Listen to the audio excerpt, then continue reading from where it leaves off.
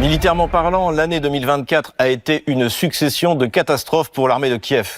Presque 2 ans, jour pour jour, après le déclenchement de l'opération militaire spéciale, la ville d'Avdiïevka, transformée en forteresse, était libérée après seulement 4 mois d'assaut, alors qu'il en avait fallu 7 à l'armée russe pour s'emparer de Bakhmout en mai 2023. Le mérite en revient à l'initiative prise par les unités au contact, comme le soulignait Vladimir Poutine le 20 février 2024. Quoi dire ? Tous les gars ont été courageux, voire héroïques. Pour ce qui est des anciens combattants, je crois que c'est une situation vraiment spéciale. Le diamètre de ces tuyaux, d'après ce que m'a dit le commandant de l'unité, je lui ai parlé personnellement, c'était 1,10 m, 1,20 m. Les gars costauds ont évolué là-dedans 3 kilomètres sans savoir où ils allaient. Ils ont pris 19 bâtiments qu'ils ont tenus plusieurs jours et qu'ils ont libérés. Et il y a eu des pertes. Un tel événement dans l'histoire des combats, et plus généralement dans l'histoire d'une Russie qui défend ses intérêts, est exceptionnel. Après la prise d'Avdiïevka, plus rien ne semble pouvoir arrêter l'armée russe qui continue de progresser vers l'ouest.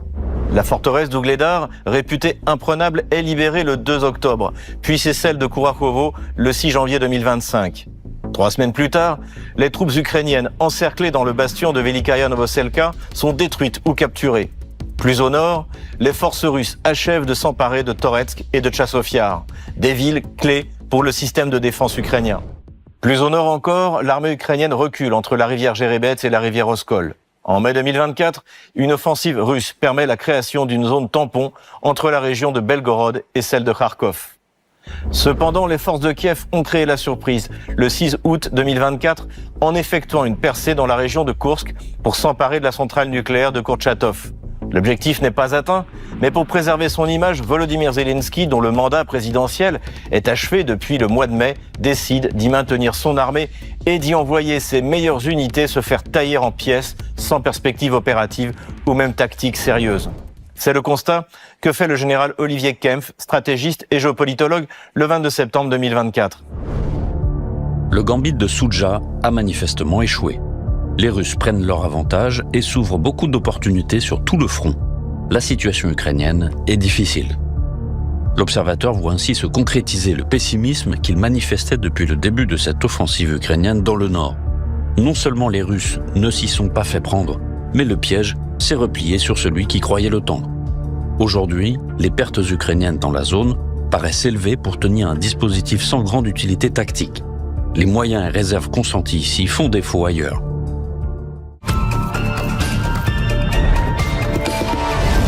3 ans après le début de l'opération militaire spéciale, l'armée russe domine dans tous les domaines du champ de bataille. Non seulement elle a maintenu sa supériorité de puissance de feu initiale, mais elle a innové, notamment dans l'emploi généralisé de bombes planantes, comme le constate l'Express en avril 2024. Russie, les bombes planantes, l'arme fatale de Moscou pour défaire l'Ukraine. Ce déluge de feu est parti pour durer, selon l'état-major ukrainien. L'armée russe a déjà largué plus de 3500 de ces bombes depuis le début de l'année, soit 16 fois plus qu'en 2023. Moscou a l'avantage d'avoir du stock. À l'origine, ce sont des bombes basiques datant de l'ère soviétique, que la Russie possède en très grand nombre. Mais les modèles actuels ont été modernisés par l'ajout d'ailes et d'un module de guidage afin de gagner en portée et en précision. En plus de ces redoutables bombes planantes, l'armée russe a innové en matière de drones filoguidés par fibre optique. Le général Kirill Boudanov, commandant le renseignement militaire ukrainien, a pris acte de la supériorité russe dans ce domaine. Nous continuons quand même à l'emporter dans la guerre des drones, mais les Russes recourent en masse aux drones filoguidés. C'est ce qu'on appelle la fibre optique. En effet, pour l'heure, c'est un grand problème pour nous. C'est le savoir-faire et la tendance de cette année. La supériorité russe est également due au facteur humain. Contrairement à l'armée kievienne qui, à court de volontaires, doit mobiliser de force, la Russie peut compter sur un afflux permanent de volontaires, comme le soulignait lui-même Vladimir Poutine en décembre 2024. L'année dernière, plus de 300 000 de nos citoyens, 300 000 hommes, se sont rendus au bureau de recrutement et ont signé un contrat pour servir dans l'armée. Plus de 300 000. Cette année, au moment où je parle, ils sont plus de 430 000. Et cet engagement de volontaires ne faiblit pas. À cela s'ajoute l'apparition d'une nouvelle génération de chefs compétents forgés par l'expérience de la guerre. Le média en ligne Tsargrad dresse le portrait du brillant commandant du front centre, le général Andrei Mordvitchev, surnommé le maître des assauts, pour avoir libéré rapidement Mariupol et Avdiivka. Plutôt que l'assaut frontal, coûteux en vies humaines, le général privilégie les grandes manœuvres d'encerclement. Un général russe se distingue par ses capacités stratégiques et mesurées face à des forteresses imprenables. Il a été surnommé maître d'assaut. Le général Andrei Mordvitchev est devenu l'un des héros de la libération de Mariupol. Les militaires le décrivent comme un officier honnête et discret, un général des tranchées, un homme de terrain et non de bureau. Il sait parler aux soldats et ne met pas en avant ses mérites militaires. On l'appelle déjà le futur maréchal de la victoire. C'est un des commandants les plus talentueux. Dépassés sur le champ de bataille par l'armée russe, les états-majors des pays de l'OTAN minimisent leurs défaites successives en évoquant les pertes colossales qu'aurait subies l'armée russe. C'est le cas du renseignement britannique en janvier 2025. La tactique russe du hachoir à viande permet de remporter des victoires sur le champ de bataille, mais à un coût effroyable. Le ministre britannique de la Défense indique qu'en novembre, la Russie a subi 45 680 pertes, soit plus que pendant n'importe quel mois depuis son invasion à grande échelle en février 2022. Nous voyons les Russes progresser encore et encore, a déclaré un responsable sous couvert d'anonymat, mais à un prix énorme. Ces chiffres fournis par un pays co-belligérant ne sont évidemment pas fiables, mais ils constituent l'ultime espoir de la coalition occidentale pour vaincre la Russie. Ce que l'on peut constater de manière parfaitement objective, c'est que la mobilisation forcée se fait de plus en plus dure dans les rues ukrainiennes, mais pas en Russie. La radio-télévision suisse revient sur cette menace planant sur les hommes ukrainiens. La menace de la mobilisation forcée pèse de plus en plus sur les hommes ukrainiens. Les formations militaires promises sont souvent sommaires, tant Kiev a un besoin urgent d'hommes sur le front. On ne parle pas de réservistes déjà entraînés ou en train de se former pour faire face à une armée russe de plus en plus performante. Ce sont des civils qui exercent des professions diverses loin des champs de bataille, souvent des pères de famille également.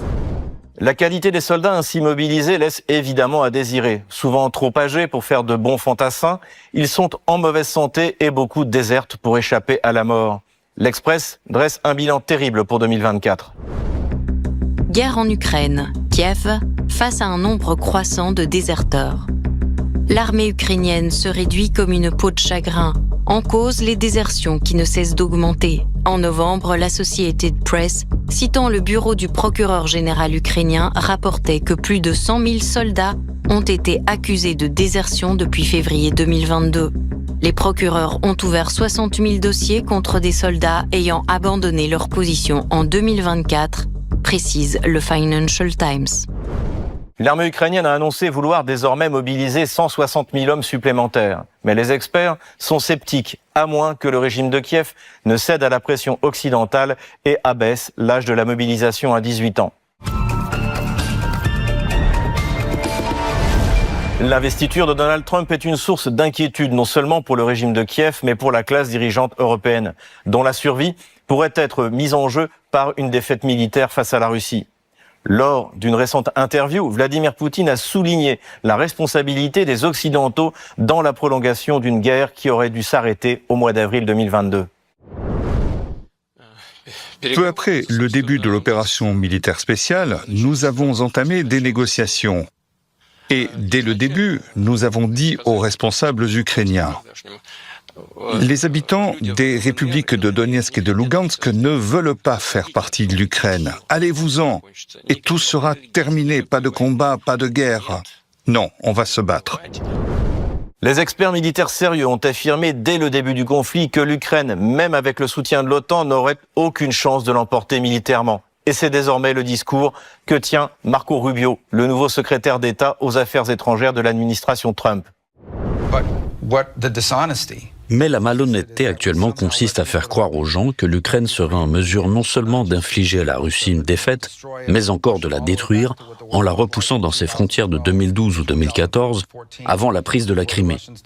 La conséquence, c'est que depuis 1 an et demi, on nous demande de financer une impasse, une situation sans issue. La nouvelle administration Trump a annoncé sa volonté de mettre fin au conflit et d'arriver à un cessez-le-feu le plus rapidement possible. Pour Donald Trump, cette guerre n'a que trop duré et n'aurait jamais dû commencer. Il en rejette la faute sur son prédécesseur Joe Biden. Eh bien, de mon point de vue, tout a toujours été clair. Ils avaient un accord et Biden ne l'a pas respecté. Il y avait un accord de nature à satisfaire l'Ukraine et tout le monde, mais Biden a dit non, vous devez pouvoir adhérer à l'OTAN. Mettre la pression sur Volodymyr Zelensky ne sera pas un problème pour Donald Trump. Depuis le début de l'opération militaire spéciale, Washington est le principal pourvoyeur du régime de Kiev en matière de financement et de livraison d'armes. Au lendemain de son investiture, le nouveau président américain a annoncé la suspension des livraisons d'armes pour 90 jours, le temps d'un audit. À cela s'ajoute le gel des activités de l'USAID qui finançait nombre de médias et d'ONG en Ukraine chargés de convaincre la population ukrainienne de la légitimité de cette guerre. Le gel de l'aide d'USAID à l'Ukraine sème le désarroi auprès des médias et des ONG. La nouvelle a sidéré un secteur des médias que la guerre et l'effondrement des revenus publicitaires qui a suivi ont rendu particulièrement dépendants des financements internationaux. C'est tout un écosystème foisonnant d'ONG et de projets que la décision de Washington menace. Un plongeon dans l'inconnu qui, pour Kiev, marque le début de l'ère de Donald Trump. En 3 ans, l'Ukraine a été le principal bénéficiaire de l'USAID avec l'équivalent de 34 milliards d'euros, dont 16,5 milliards en 2023, tandis que les autres pays subventionnés reçoivent en moyenne 545 millions d'euros. Les nouvelles sont donc mauvaises pour le régime de Kiev. Après une année 2024 catastrophique, les perspectives